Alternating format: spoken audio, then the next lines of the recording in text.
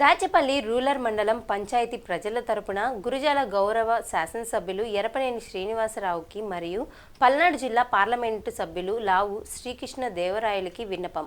ప్రాథమిక ఆరోగ్య కేంద్రాల్లో టైఫాయిడ్ పరీక్షలు నిర్వహించే పరికరాలు, కెమికల్ కిట్స్ ఏర్పాటు చేయవలసిందిగా ప్రజలు కోరుకుంటున్నామన్నారు. బయట ల్యాబ్లలో టైఫాయిడ్ పరీక్షలు నిర్వహించాలంటే 1000 రూపాయల నుండి 1200 వరకు అవుతుంది.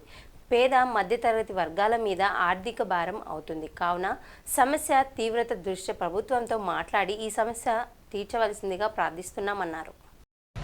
గురజాల నియోజకవర్గం శాసనసభ్యులు ఎరపనేని శ్రీనివాసరావు గారికి, అదేవిధంగా మన పార్లమెంట్ సభ్యులు లావు శ్రీకృష్ణదేవరాయలు గారికి, దాచేపల్లి మండల ప్రజలందరి తరఫున ఒక విన్నపం.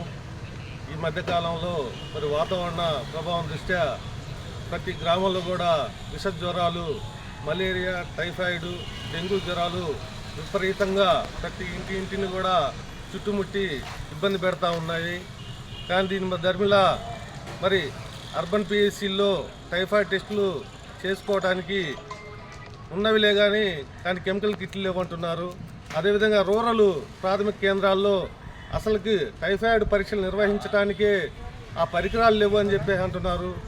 ఈ సమస్యని దృష్టిలో పెట్టుకొని, ఎందుకంటే పేద మధ్యతరగతి వర్గాల వాళ్ళు ఎక్కువగా నివసించే ఈ పల్లెటూర్లు, అర్బన్ ఏరియాల్లో వాళ్ళకి అందుబాటులో ఉండే విధంగా ఆ పరికరాలని, టైఫాయిడ్కి సంబంధించిన పరికరాలని ఏర్పాటు చేయాలని చెప్పి కోరుకుంటున్నాం.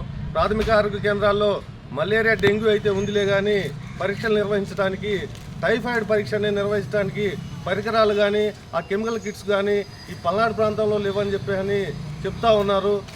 ఈ సమస్య తీవ్రతను దృష్టిలో పెట్టుకొని మీరు రాష్ట్ర ఆరోగ్య శాఖ వారితో మాట్లాడి ఈ పరికరాలని, ఈ కెమికల్ కిట్స్ని ఏర్పాటు చేయవలసిందిగా కోరుతున్నాం. ఎందుకంటే బయట ల్యాబుల్లో టైఫాయిడ్ పరీక్ష నిర్వహించాలంటే కనీసం ఒక 1000 రూపాయలు ఖర్చు అవుతుంది, 1000 నుంచి 1200 ఖర్చు అవుతుంది.